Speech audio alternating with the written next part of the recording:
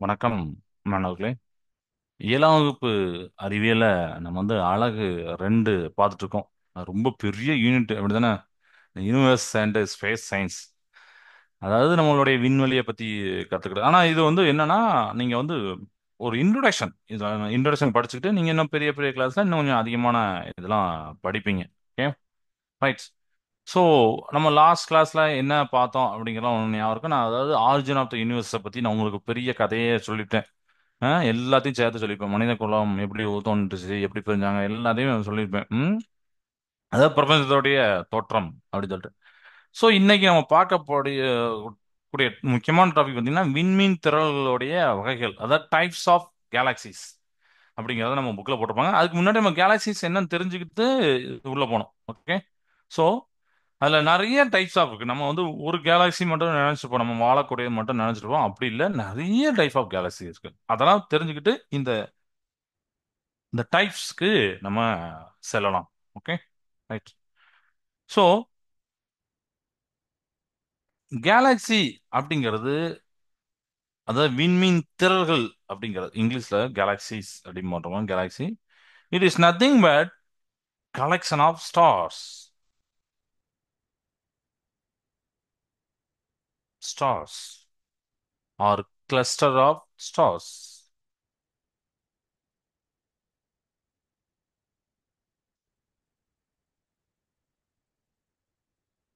Cluster of stars and celestial, விண்வெளி பொருட்கள் எல்லாமே சேர்ந்து தான் கேலாக்சிஸ் அப்படின்னு சொல்றோம்.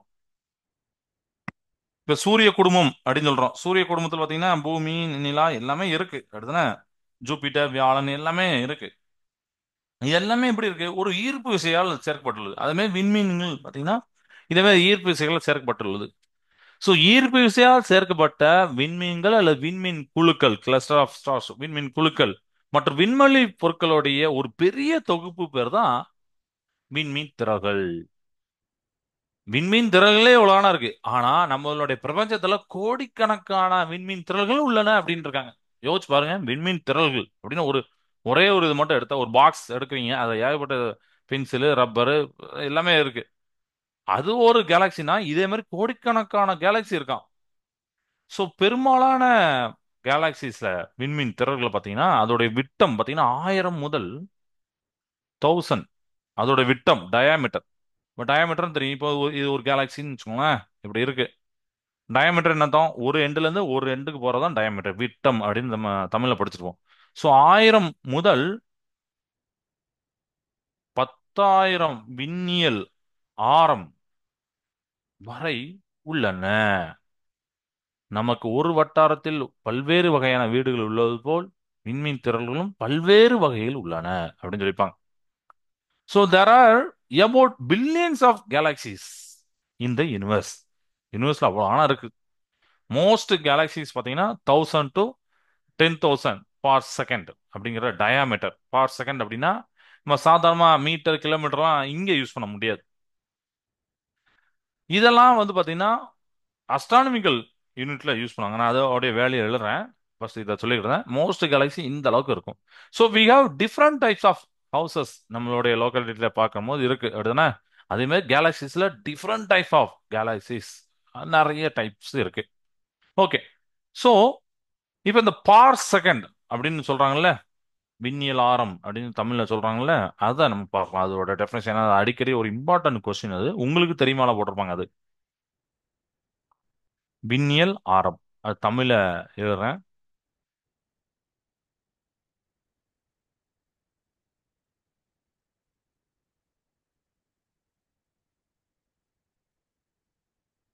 ஒரு விண்ணியல் ஆரம் என்பது வானவியல் வானியல் அலகு. இது ஒரு அலகு, சரியா? விண்ணியல் ஆரம் என்பது வானியல் அலகானது. ஒரு அலகானது ஒரு ஆர வினாடி கோணத்தில் ஏற்படுத்தும் தொலைவு அப்படிங்கறத டெஃபினேஷன் சொல்லியிருப்பாங்க.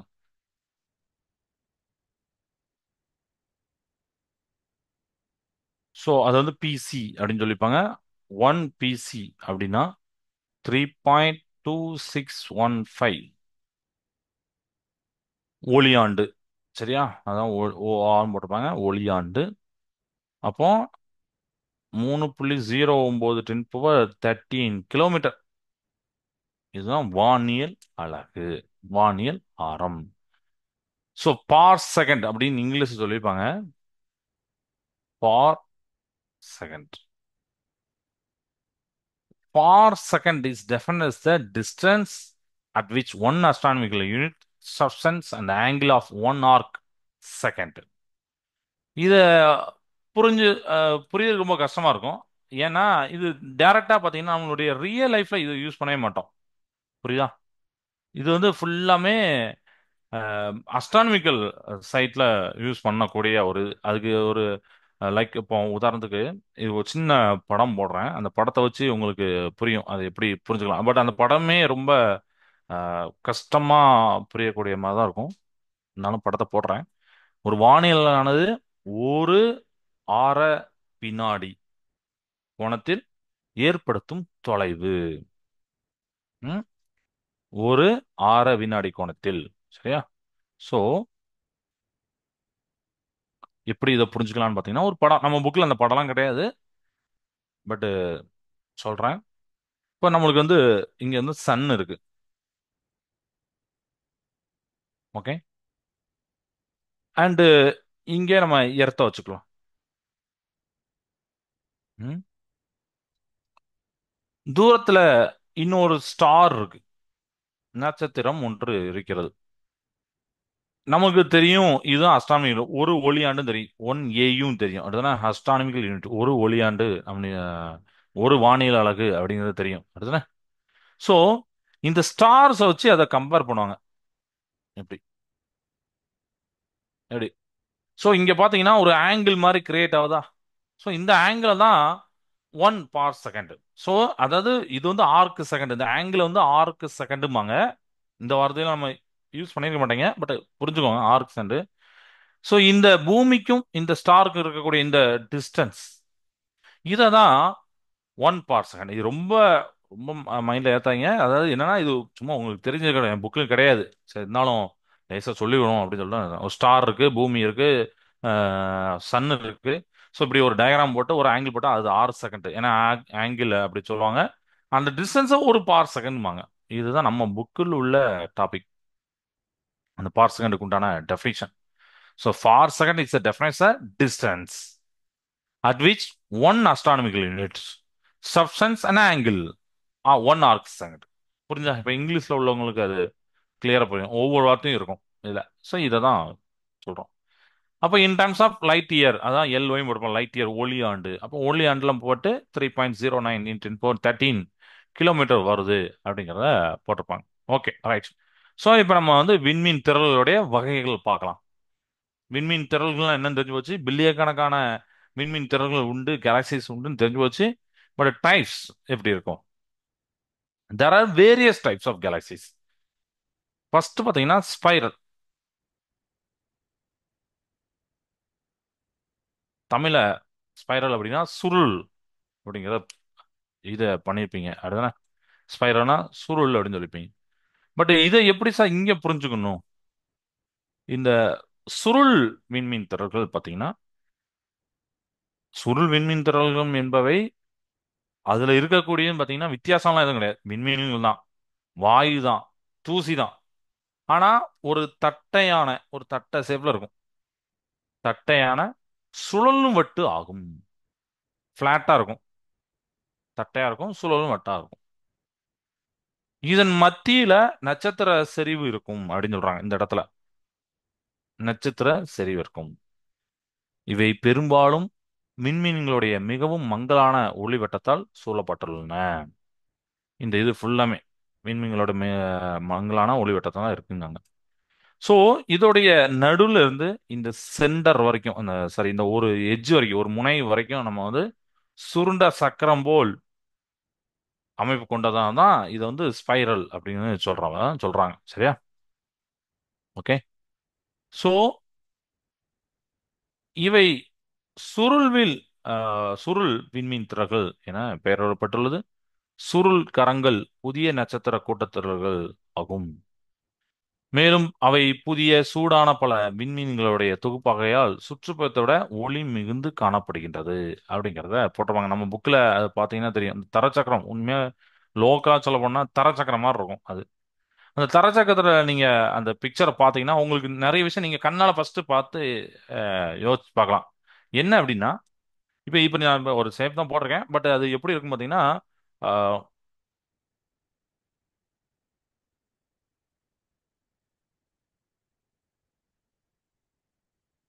ஓகே இந்த மாதிரி சும்மா ஒரு இது மாதிரி அப்படி போட்டுக்கலாம். ம் இப்படி இப்படி இருக்கும். இப்படி இருக்கிறத ஒரு தட்டையா இருக்கும். அதுக்குள்ள இந்த மாதிரி ஒரு சுருள் வடிவில் இருக்கும் அப்படின்னு சொல்றாங்க. இதோட மையத்தில் நம்ம என்ன சொல்லியிருக்கோம்? நம்ம என்ன சொன்னோம்? நட்சத்திர கூட்டங்கள் இருக்குன்னு நான் சொல்லியிருந்தோம். ஸோ இது இங்க இப்படி இருக்கும் நட்சத்திர கூட்டங்கள். அதனால அங்க பிரைட்னஸா இருக்கும். மற்ற இடத்துல பார்த்தீங்கன்னா அந்த அளவுக்கு பிரைட்னஸ் இருக்காது. அந்த படத்தை பார்த்தா தெரியும். கரெக்டா? So spiral galaxies it is consist of flat rotating disk. டிஸ்க்னா அதானே? ஸோ கண்டெய்னிங் ஸ்டார்ஸ் இருக்கும். ஸ்டார்ஸ் கேஸ் இருக்கும். சென்ட்ரல்ல பார்த்தீங்கன்னா நம்மளுக்கு வந்து எப்படி இருக்குன்னு நீங்க பார்த்துக்கோங்க. And central concentration of stars known as bulge. These are often surrounded by the much fainter halo of stars. அதை சுற்றி பார்த்தீங்கன்னா அந்த அளவுக்கு மங்கலான ஸ்டார்ஸாக இருக்கும். So spiral galaxies are named by their spiral structure. இந்த மாதிரி இருக்கனால அது ஸ்பைரல் கேலக்சிஸ் அப்படின்னு சொல்றாங்க. சரியா? அது மையத்திலிருந்து இப்படி மையத்திலிருந்து தோன்றி அப்படி அப்படி எக்ஸ்டெண்ட் ஆகி வெளியில வரைக்கும் போகுது.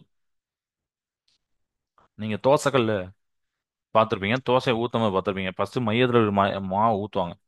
ஊற்றிட்டு இப்படி கரண்டியை வச்சு இப்படி பண்ணுவாங்க. அது அப்படி கொஞ்சம் கொஞ்சமாக அப்படி ரொட்டேட் ஆகிற மாதிரி ரொட்டேட் ஆகும். அப்படியே ரொட்டேட் ஆகும். நீங்கள் அதை அப்படியே டேரெக்டாக இதுக்கு நீங்கள் யோசிச்சுக்கோங்க. ஏன்னா நம்ம ரியல் லைஃப்ல எது இருக்கோ அதை நம்ம யூஸ் பண்ணிக்கலாம். அப்படியே அப்படியே மையத்தில் இப்படி கொண்டு போயிட்டு அப்படியே ஃபுல்லாக கொண்டு போவாங்க. ஸோ இதே தான் இங்கே மையத்தில் இப்படி கொண்டு போயிட்டு அப்படி ஃபுல்லாக அப்படி கொண்டு போகிறது. சரியா?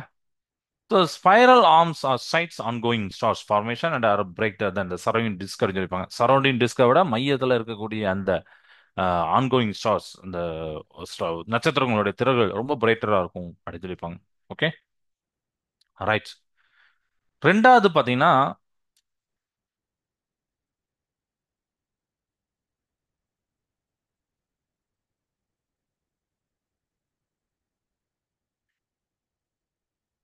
Elliptical Galaxy.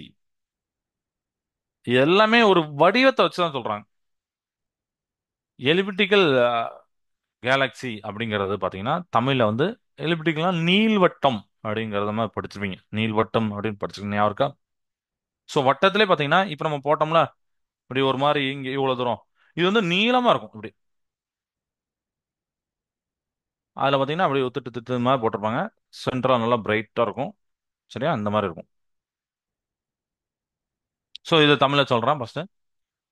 ஒரு நீள்வட்ட எலிப்டிக்கல் கேலக்ஸி நீள்வட்ட மின்விண்திரள். நீள்வட்ட மின்விண்திரள் என்பது ஏறத்தாழ நீள் வடிவம் உடையது, மென்மையான உருவம் உடையது அப்படின்னு சொல்லியிருக்காங்க. ஒரு வகையான மின்திரள். எப்படி போனையில ஸ்பைரல் பார்த்தோமோ அந்த சுழல் விண்மீன் திரள் அந்த அதே மாதிரி இல்லாம நீள்வட்ட விண்மீன் திரள்கள் மூன்று பரிமாணங்களை கொண்டது அப்படிங்காங்க. மூன்று பரிமாணங்களை கொண்டது. கட்டமைப்பற்ற மையத்துல சீரற்றதாக இருக்கக்கூடியத. சரியா? மையத்தில் சீரற்ற சுற்றுப்பாதையில் உள்ள விண்மீன்களை கொண்டுள்ளன. ஏன்னா மையத்தில் மட்டும் கிடையாது. ஸ்பைரல் பாத்தீங்கன்னா மையத்தில் மட்டும் இருக்கும். இதுல பாத்தீங்கன்னா மையத்துல கிடையாது. மையத்தில் மட்டும் கிடையாதுன்னு சொல்லக்கூடாது. அது எப்படின்னா சீராக இருக்காது. இங்க குவிஞ்சு இருக்கும், ஒரு இடத்துல கம்மியா இருக்கும், அந்த மாதிரி மாத்தி மாத்தி இருக்கும். ஸோ மையத்துல சீரற்ற சுற்றுப்பாதையில் உள்ள விண்மீன்களை கொண்டுள்ளன. அதுக்கு சுற்றுப்பாதை சுத்தி தான் இருக்கும். நம்மளுக்கு அப்படித்தானே? இவை சுழல் விண்மீன் திரள்களில் காணப்படுவதை விட அதிக வயது உடைய விண்மீன்களை கொண்டுள்ளது அப்படிங்காங்க. அதனால ஒரு ஹிண்ட் மட்டும் எழுதியிருக்கேன். அதுல பாத்தீங்கன்னா கொஞ்சம் யங்கா இருக்கக்கூடியதெல்லாம் போட்டிருப்பாங்க. அதெல்லாம் அது வெளிச்சம் வந்து கொஞ்சம் மங்களா தெரியும். இதுல பாத்தீங்கன்னா அதிக வயதுடைய விண்மீன்கள்லாம் உள்ள கிடைக்காது அப்படிங்காங்க. அதிக எண்ணிக்கையிலான கோள் கொத்துக்களால் நீள்வட்ட மின்மீன்களால் நீள்வட்ட விண்மீன்கள் சூழப்பட்டுள்ளன சொல்லியிருக்காங்க. அதிக எண்ணிக்கையிலான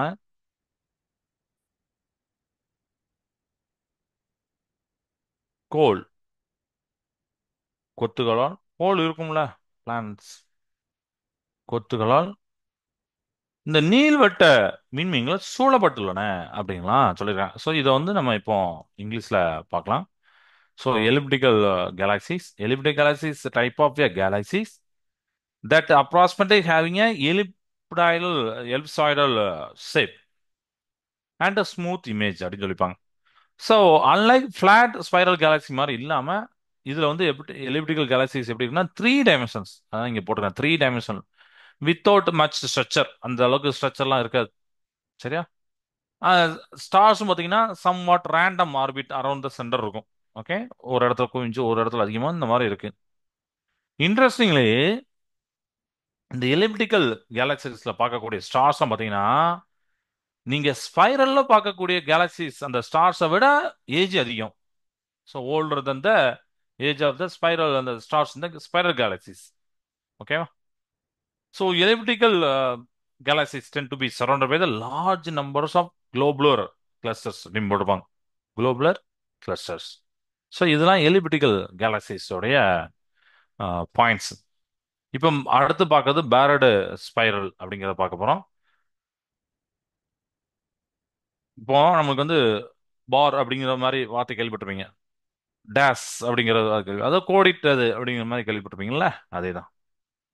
ஸோ இது வந்து கோடிட்ட அடுத்த மூணாவது டைப்பு கோடிட்ட சுருள் மின்மீன் திரள்.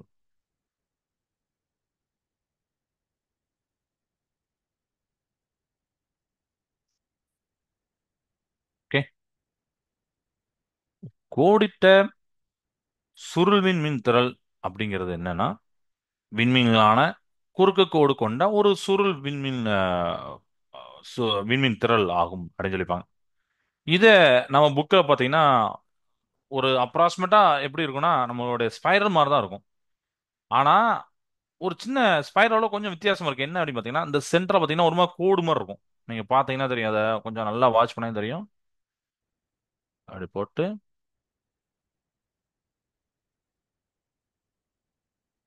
எப்படி போட்டிருப்பாங்க. எல்லா பக்கம் ஒரு ஸ்டார்ஸ் நல்லா பிரைட்டா பார்க்க அழகா இருக்கும். பேரடு கேலாக்சிஸ் அப்படின்னு சொல்லிப்பாங்க. ஸோ கோடிட்ட சுருள் விண்மீன் திரள் அப்படிங்கிறது விண்மீன்களான ஒரு குறுக்கு கோடு இருக்குல்ல, குறுக்கு கோடு கொண்ட ஒரு சுருள் விண்மீன் திரள். அனைத்து சுருள் விண்மீன் திரள்களிலும் மூன்றில் இரண்டு பங்கு அல்லது மூன்றில் ஒரு பங்கு என்னும் அளவில் குறுக்கு கோடு காணப்படும் அப்படின்னு சொல்றாங்க. அதாவது இது சுருள் விண்மீன் மாதிரியே இருக்கு பாத்தீங்களா? ஸோ அனைத்து சுருள் விண்மீன் திரளிலும் மூன்றில் இரு பங்கு அல்லது மூன்றில் ஒரு பங்கு அப்படிங்கிற மாதிரி என்னும் அளவில் குறுக்கு கோடு காணப்படும் அப்படிங்க. அதோட சைஸ் தான் சொல்றாங்க. மூன்றில் ஒரு ரெண்டு பங்கு, மூன்றில் ஒரு பங்கு அதோட சைஸ். மூணுல ரெண்டு பங்கு அந்த குறுக்கு கோடு மாதிரியே இருக்குமா, இல்ல மூணுல ஒரு பங்கு மாதிரி குறுக்கு கோடு மாதிரியே இருக்கும். நமது சூரிய மண்டலம் அமைந்திருக்கும் பால்வழி திரள் கோடிட்ட சூரியவின் திறன் என வகைப்படுத்தப்பட்டுள்ளது. இது இந்த லைன் ரொம்ப முக்கியம். நமது சூரிய மண்டலம் நமக்கு தெரியும், இது ஒரு கேலாக்சிஸ்ல இருக்கு. பால்வழி மண்டலம் அப்படின்னு சொல்லி பால்வழி திரள் அப்படின்னு நம்ம படிச்சிருப்போம். பால்வழி திரள். இந்த பால்வழி திரள் பாத்தீங்கன்னா இந்த மூன்று சாரி இந்த இதுல கோடிட்ட சுருள்வில் சுருள் மீன் மீன் திரள் என வகைப்படுத்தப்பட்டுள்ளது. ரொம்ப இம்பார்ட்டன்ட் பாயிண்ட் தானே? கரெக்டா? பேரடு ஸ்பைரல். அதனாலதான் நீங்க நெட்ல பார்க்கும்போது இந்த நம்மளுடைய யூனிவர்ஸ் நம்மளுடைய கேலாக்சிஸ் எடுத்து பார்த்தீங்கன்னா இந்த மாதிரி ஷேப் தான் போட்டிருப்பாங்க. அதுக்கு ஏன் காரணம் நம்ம புக்கில் அழகா கொடுத்துருவாங்க. இப்படிதான்பா இது இந்த இத்தனை வகை இருக்கு, ஸோ நம்ம இந்த வகையில இருக்கலாம் அப்படின்னு சொல்லிட்டு தெரிஞ்சுக்கலாம். A barred spiral galaxy is a spiral galaxy தான் அதுவும். ஆனால் நடுவில் பார்த்தீங்கன்னா ஒரு சென்டர் பார் இருக்கும். பார் ஷேப்டு ஸ்ட்ரக்சர் இருக்கும். It is also composed of stars தான். Okay, so bars are found in approximately two thirds to one third of all spiral galaxies. சரியா?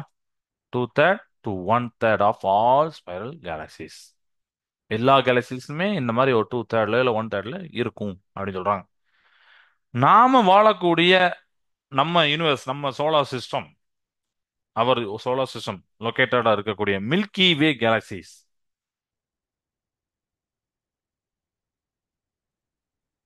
Milky Way galaxy classified as a barred. So இதான் இந்த English எழுதுறேன். Barred spiral galaxies, அதை classify பண்ணியிருக்காங்க. So இப்போ அதுவும் உங்களுக்கு கிளியர் ஆயிடுச்சு. கிளியரா ஆயிடுச்சு. ஸோ டவுட்டா நீங்க அப்பப்போ கேட்டலாம். கிளாஸ் முடிய வரைக்கும் தான் வெயிட் பண்ணணும்னு அவசியம் இல்லை. அப்பப்போ நீங்க எந்த கொஸ்டினாலும் கேட்கலாம். ஓகே.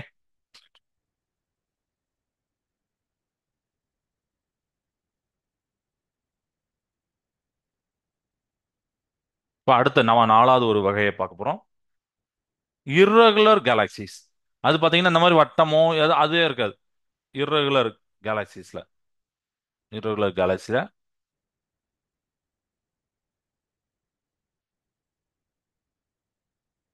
இர்ரெகுலர் கேலக்சி அப்படிங்கன்னா அது வந்து ஒரு ஒழுங்கற்ற வடிவம்.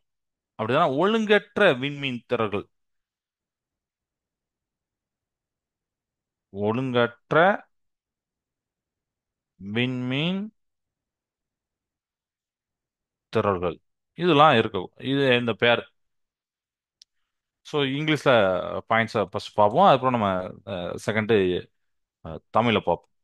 ஸோ irregular கேலக்சி அப்படிங்கிறதுல, it is a galaxy that does not have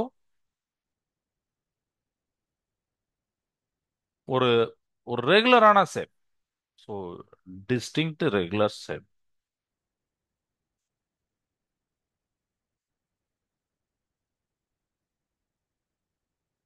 spiral மாதிரியோ இல்லை எலிப்டிக்கல் மாதிரியோ அந்த மாதிரி எதுவுமே இருக்காது. சரியா? So they are often chaotic in appearance with neither nuclear bulge or any trace of spiral arm structure.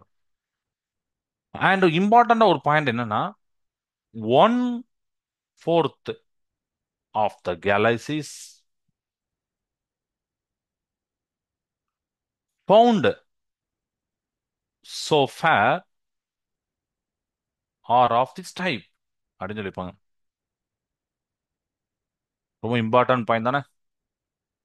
So இது நான் இப்போ தமிழ்னு சொல்றேன். Cosmologist say that some irregular galaxies ஒரு காலத்துல ஒன்ஸ் வந்து ஸ்பைரலா இருந்திருக்கலாம், எலிப்டிக்கலா இருந்திருக்கலாம், இப்போ இந்த மாதிரி ஒரு டிஃபார்மேஷன் ஆயிருக்கும் அப்படின்னு சொல்றாங்க, எக்ஸ்டர்னல் கிராவிடேஷனல் ஃபோர்ஸ்னால. So irregular galaxies may contain abundant amounts of gas and dust. So இதுல என்ன இருக்கும் அப்படிங்கிறாங்கன்னா, மே கண்டைன் மெயின் அது நமக்கு தெரியாது, ஒரு ஒரு கெஸ் தான். கேஸ் அண்ட் டஸ்ட் அப்படிதான் இருக்கும் அப்படிங்கிறத சொல்லியிருக்காங்க. ஸோ அதை பிக்சர் நம்ம புக்லேயே பாருங்க, சூப்பராக இருக்கும் அந்த கேலக்ஸி பார்க்க. அது வந்து நம்ம வட்ட வடிவம்லாம் இருக்காது, நல்ல ஏதோ ரூம்ல இந்த மாதிரி இருக்கும். சரியா? இப்போ ஒழுங்கற்ற விண்மீன் திரள்கள் இப்ப தமிழ்ல சொல்றேன்.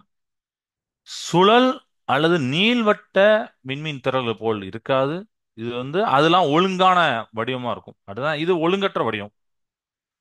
பார்வைக்கு இது வந்து ஒழுங்கற்ற வடிவமா இருக்கு.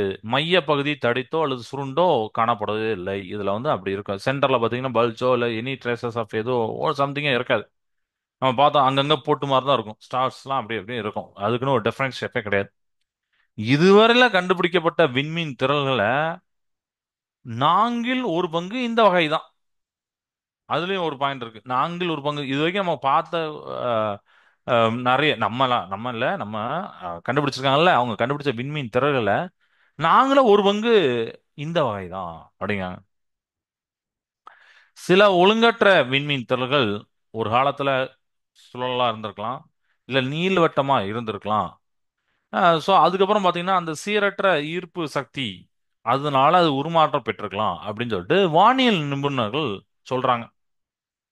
ஒழுங்கற்ற அந்த விண்மீன் திரள்ல ஏராளமான வாயுக்கள், தூசிகள் இருக்கும் ஆகியவற்றை கொண்டிருக்கும் அப்படிங்கிறதும் அவங்க சொல்றாங்க. சரியா? ரைட். ஸோ இதெல்லாம் இதுல நம்ம பார்த்தாச்சு. ஓகே. இப்போ நாம எங்க வாரோம்னா, நாம வாழக்கூடிய கேலக்சி, அதாவது மில்கி வே கேலக்சி. பால்வழி திரள் அப்படின்னு சொல்லிட்டு தமிழ் சொல்லணும்ல அது அங்க வரோம். ஸோ அதை எழுதுமா?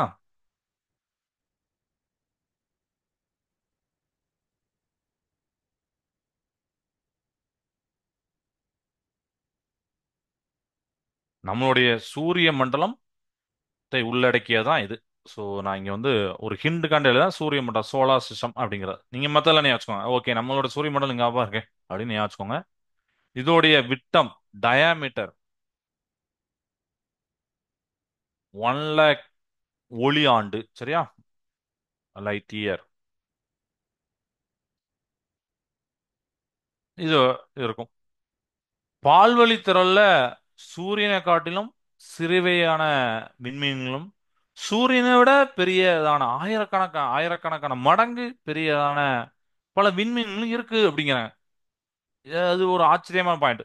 படிக்கும்போது நமக்கு வந்து என்ன தோணும்? நான் சூரியன் தான்ப்பா பெருசு, இந்த கேலக்சிலே பெருசு அப்படின்னு நினைப்போம். அப்படி கிடையாது. சூரியனை விட சின்னதும் இருக்கு ஸ்டார்ஸ். ஏன்னா சூரியனே ஒரு ஸ்டார் தான், அவர் வந்து கோள் கிடையாது, நட்சத்திரம் தான். அப்படிதானே? ஸோ சூரியனை விட சின்னது இருக்கு. சூரியனோட ஆயிரக்கணக்கான மடங்கு அதிகமான அளவுடைய வேறு பல விண்மீன்கள் ஸ்டார்ஸும் இருக்கு. ஏ இதுல ஏராளமான விண்மீன் மண்டலங்கள் பார்த்தீங்கன்னா தூசி மேகங்கள், இறந்த விண்மீன்கள், புதிதாக பிறந்த விண்மீன்கள் ஆகியவை அடங்கும் அப்படின்னு சொல்லியிருக்காங்க. ஸோ கிட்டத்தட்ட நான் அன்னைக்கு ஒரு வார்த்தை சொன்னேன். கிட்டத்தட்ட ஒரு 100 பில்லியன். பில்லியன். சரியா?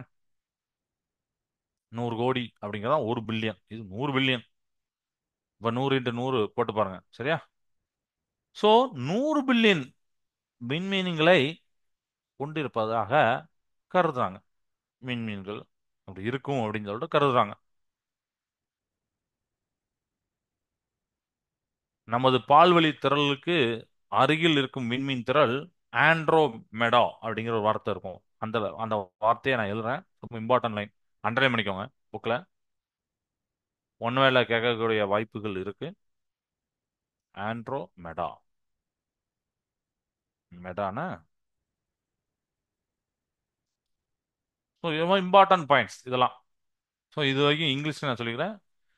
த Milky Way is the galaxy in which our solar system located. First point. Okay, right. Diameter nearly 1 lakh light years. Milky Way stars smaller than our sun இருக்கு.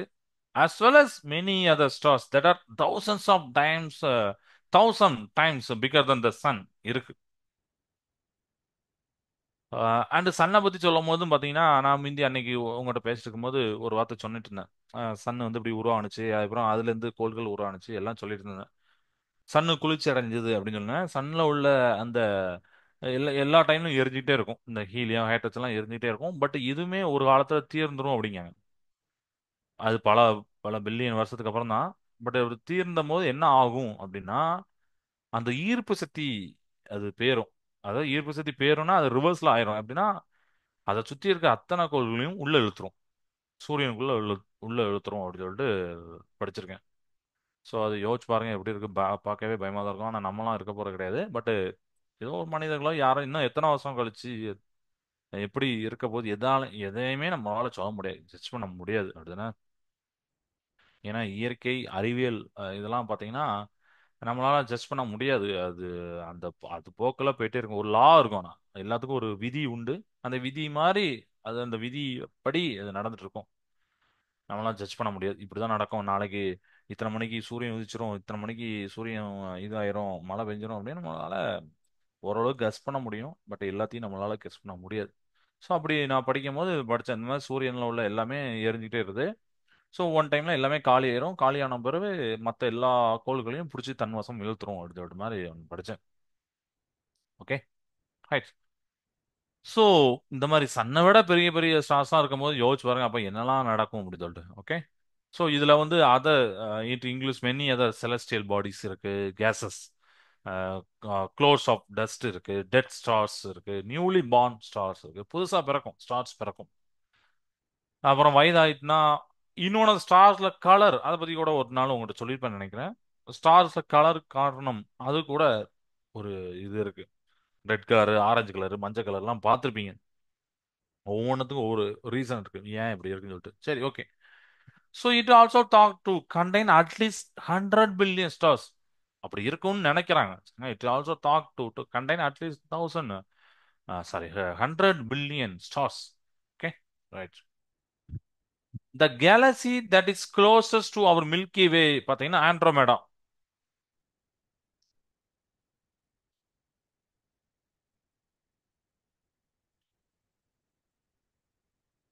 இந்த கேலக்சிஸ் நமக்கு நம்ம கேலக்சிக்கு பக்கத்துல மில்கி வே கேலக்சி பக்கத்துல இருக்கக்கூடிய galaxies பேர் பார்த்தீங்கன்னா Andromeda. Okay, right. இப்போ இது வரைக்கும் உங்களுக்கு புரிஞ்சுது. இப்போ இந்த பால்வெளி திரள் அப்படின்னு நம்ம சொல்றோம். அதுக்கு அவங்க ஒரு டெஃபினிஷன் சொல்றாங்க. என்ன அப்படின்னா, இப்போ நம்ம பூமியில இருந்து பார்க்கும்போது இரவுல ஒளிக்கற்றை போல் கண்ணுக்கு தெரியும். அப்படிதானே? வெற்று கண்களால் நம்மளால பிரித்து பார்க்க முடியாத நட்சத்திர தொகுப்பு. ஆதலால் அது வந்து பால் அப்படின்னு சொல்லியிருக்காங்களாம். பால் என்ன அடைமொழி பெற்றுள்ளது அப்படின்னு சொல்லியிருக்காங்க. மில்க். புராணங்களில இது ஆகாச கங்கா.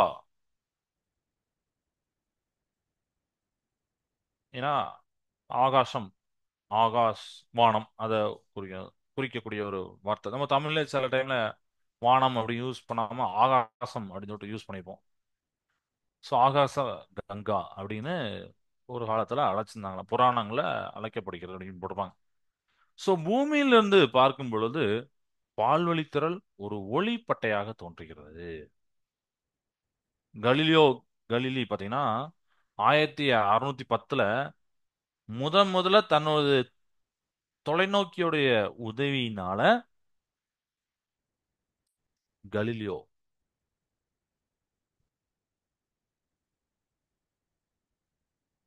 கலிலி 1610 முதல்ல தனது தொலைநோக்கு உதவியோட இந்த ஒளிப்பட்டையானது தனிப்பட்ட மின்மீன்களோட தொகுப்பு அப்படின்னு கண்டறிந்தார். ஸோ அந்த டெலஸ்கோப் வச்சு பார்க்கிறது நம்மளுக்கு ரொம்ப நல்ல ஒரு டேட்டா தந்திருக்கு. அடுத்தனா தனிப்பட்ட மின்மீன்கள் தொகுப்பு. ஆனா 1920 வரைக்கும் என்ன நினைச்சிருந்தாங்கன்னா, அந்த ஆண்டோட தொடக்கம் வரைக்கும் என்ன நினைச்சிருந்தாங்கன்னா, பெரும்பாலான வானியல்கள் பால்வழி திரளானது பிரபஞ்சத்தோடைய அனைத்து விண்மீன்களும் அதுல இருக்கும் அப்படின்னு நினைச்சாங்க.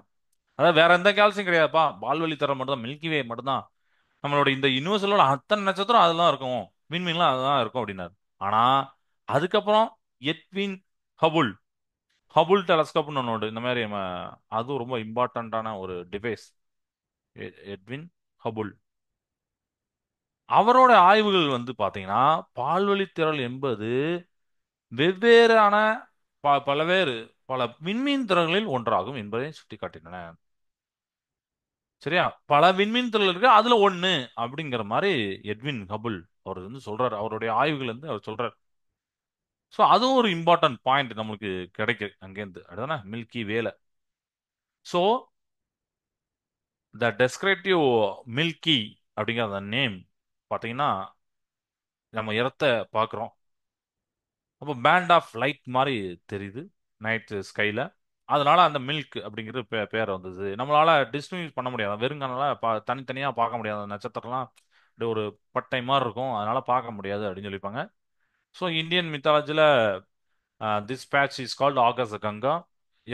நம்ம எர்த்துல இருந்து மில்கி வே பார்க்கும்போது ஒரு பேண்டா இருக்கும். பிகாஸ் இட்ஸ் டிஸ்க் ஸ்ட்ரக்சர் அப்படின்னு சொல்லிப்பாங்க. Galileo first resolve this band of light into individual stars. அவர் வந்து இந்த பேண்டை வந்து தனிப்பட்ட விண்மீன்களோட தொகுப்பு அப்படின்னு கண்டுபிடிக்கிறாரு. விண்மீன்கள்லாம் சேர்ந்தப்ப இப்படி ஒரு பேண்டா இருக்குன்னு சொல்லிட்டு சொல்றாரு 1610. Until the 1920s, the early 1920s, most astronomer என்ன நினைச்சாங்கன்னா மில்கி வேல தான் contain all the stars in the யூனிவர்ஸ்ல உள்ள அத்தனை ஸ்டார்ஸும் அது இல்லாம இருக்கு அப்படின்னு சொன்னாங்க. அதுக்கப்புறம் வந்த Edwin Hubble,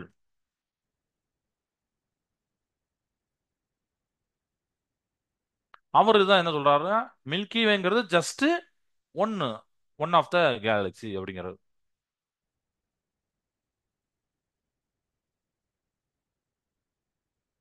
just one of many galaxies அப்படிங்கிறது, அவ்வளவுதான். ஸோ இந்த பாயிண்ட் நல்ல பாயிண்ட் தானே. அண்ட் இப்போ நான் நம்ம வந்து தெரிஞ்சுக்கலாம் என்னன்னா, நம்மளுடைய பால்வழி வந்து ஒரு இடத்துல அப்படி ஸ்டேபிளா நிக்கிறாது. அது வந்து இயங்கிக் கொண்டே இருக்கும், விரிவடைந்து கொண்டே இருக்கும் அப்படிங்கிற மாதிரி நம்ம வந்து ஆஹ், தெரிஞ்சு வச்சிருப்போம்னு நினைக்கிறேன். முன்னாடி நானும் சொல்லிப்பேன் நினைக்கிறேன், எக்ஸ்பெண்ட் ஆகிட்டே இருக்குன்னு சொல்லிட்டு சொல்லிப்பேன் முன்னாடி. ஸோ பால்வழி ஒரு இடத்துல நிலையாக நிற்காது, தொடர்ந்து சுழன்று கொண்டே இருக்கும் அப்படிங்கிறாங்க. அப்படியே எக்ஸ்பெண்ட் ஆகிட்டும் இருக்கும், சுழன்று நம்மளோட யூனிவர்ஸ் பார்த்தீங்கன்னா எக்ஸ்பெண்ட் ஆகிட்டே இருக்கும். நம்மளோட பால்வழி அதுவும் பார்த்தீங்கன்னா நட்சத்திர தொகுப்பு பார்த்தீங்கன்னா ஒரு இடத்துல நிலையா நிற்காது, சுத்திக்கிட்டே இருக்கும். அதுக்கப்புறம் பாத்தீங்கன்னா சூரிய மண்டலமானது சராசரியாக 8,28,000 கிலோமீட்டர் பெர் மணி வேகத்தில் பயணிக்கிறது அப்படின்னு சொல்லியிருப்பாங்க. இந்த இந்த லைனை நான் எழுதணும்னு நினைச்சேன், ரொம்ப இம்பார்ட்டன்ட் லைன்.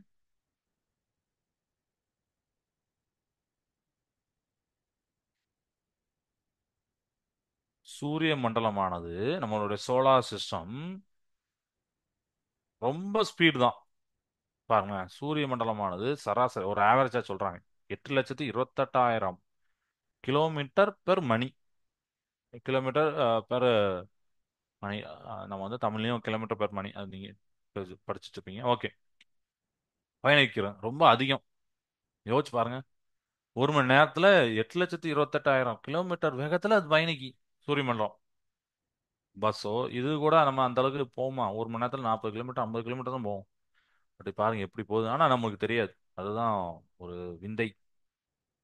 இந்த சடுதியான வேகத்தை அதான் சொன்னோம்ல, ரொம்ப ஃபாஸ்டான வேகம். இந்த சடுதியான வேகத்துல கூட சூரிய குடும்பம் பால்வெளித்தலை முழுமையாக சுற்றி வர சுமார், இந்த சூரிய குடும்பம் பால்வழி திரள்ல, ஏன்னா கேலக்சியை சுத்தி வருது நம்ம சொல்லியிருக்கோம். கேலக்சிக்குள்ளதான் பால்வழி திரளுக்குள்ளதான் சூரிய மண்டலம் இருக்கு. நம்மளோட சூரிய மண்டலம் இதுவே 8,28,000 ஸ்பீட்ல போனாலும் அடுத்த ஒரு இம்பார்ட்டன்ட் பாயிண்ட், ஒரு ஷாக்கிங்கான பாயிண்ட் வரும். என்னன்னு பாத்தீங்கன்னா, சூரிய குடும்பம் பால்வீழ் திரளை சுற்ற முழுமையாக சுற்றி வர 230 மில்லியன் ஆண்டுகள் ஆகுங்க. அப்ப அது எவ்வளவு பெருசு இருக்கும்? இவ்வளவு ஸ்பீட்ல போயுமே 10 நாளோ 20 நாளோ இல்ல, ஒரு வருஷமோ 2 வருஷமோ இல்ல, 100 வருஷமோ 200 வருஷமோ இல்ல, 230 மில்லியன் ஆண்டுகள் ஆகும் அப்படின்னு சொன்னாங்க. சோ இதற்கு முன் சூரிய குடும்பம் இதே இடத்தில் இருந்தபோது பூமியில மனிதர்களும் இல்லை, இமயமலையும் இல்லை, ஆனால் டைனோசர்கள் பூமியில் சுற்றி இருந்தாங்க. ஏன்னா இப்போ சுத்தி வந்திருக்குன்னு வச்சுக்கோங்க. இன்னைக்கு ஒரு பொசிஷன் நம்ம பேசிருக்கும் போது இன்னைக்கு பொசிஷன்ல இந்த சூரிய மண்டலம் இருக்கு. இந்த இடத்துக்கு எத்தனை வருஷத்துக்கு முன்னாடி வந்திருக்கோம்? 230 மில்லியன் ஆண்டுகளுக்கு. நான் ஆல்ரெடி சொல்லியிருக்கேன், மில்லியனா 10 லட்சம். அப்ப 230 இன்ட்டு 10 லட்சம் போட்டு பாருங்க, அத்தனை வருஷத்துக்கு முன்னாடி இந்த இடத்துக்கு வந்து நின்றுக்கும் சூரிய குடும்பம். அந்த சூரிய மண்டலம் அந்த பால்வெளி சுத்தி இருக்கு. இந்த பால்வெளியத்துல ஏதோ ஒரு இடத்துல இருக்கு. இந்த இடத்துக்கு 230 பில்லியன் ஆண்டுகளுக்கு முன்னாடி இருந்துச்சு. சோ கண்டிப்பா அப்போ மனிதர்கள் இருந்திருக்க மாட்டோம், இமயமலை இல்லை, டைனோசர்கள் பூமியில் சுற்றி திரிந்தன அப்படின்னு சொல்லிருக்காங்க. ஸோ இது ரொம்ப ஷாக்கிங்கான பாயிண்ட் தான் அப்படிதானே. So milky way does not chit still, அது வந்து எப்பவுமே ரொட்டேட் ஆகிட்டே இருக்கும். நம்மளுடைய சோலார் சிஸ்டம் பார்த்தீங்கன்னா டிஸ்க் ஷேப்ல இருக்கு. அதுவும் நம்மளுடைய கேலக்சியை சுற்றி வருது. ஸோ ஆவரேஜ் ஸ்பீடு பார்த்தீங்கன்னா 8,28,000 கிலோமீட்டர் per ஹவர்ல சுத்துது. இந்த அளவுக்கு ரேபிட்டான ஸ்பீட்ல போனாலும் நம்மளுடைய solar system it takes 230 million years to travel all the way around the Milky Way. அந்த மில்கி வே சுத்தி வர்றதுக்கு இவ்வளோ வருஷங்களை எடுக்கு அப்படிங்கிறத பாயிண்டா நம்ம தெரிஞ்சுக்கலாம். Okay, so when the solar system was in the same spot as it is now, இப்போ இருக்கிற மாதிரி இருக்கக்கூடிய அந்த பொசிஷன் இதுக்கு முன்னாடி இருக்கும் போது பார்த்தீங்கன்னா there are no humans, no Himalayan mountain on earth and the dinosaurs were roaming around the earth. நம்ம டிவியில் பார்ப்போம். ஸோ அது ஒரு காலத்தில் இருந்திருக்கு அப்படிங்கிற இந்த பாயிண்டை இங்கே படிச்சிருக்கோம். சரியா? ஓகேப்பா. ஸோ இன்னைக்கு இது வரைக்கும் போதும். அடுத்த கிளாஸ்ல இந்த விண்மீன் மண்டலம் அப்படிங்கிறது இருக்கு. ஸோ அதை பத்தி நம்ம டிஸ்கஸ் பண்ணலாம். எதுவும் டவுட் இருக்கா இன்னைக்கு? ஓகே, டவுட் எதுவும் இல்லைங்களா? சரிப்பா, டவுட் இருந்தாலும் நீங்க அடுத்த கிளாஸ் கேட்கலாம். ஸோ கிளாஸை நிறைவு செய்த வாழ்க பாரதம், வெல்க தமிழகம். நன்றி, வணக்கம்.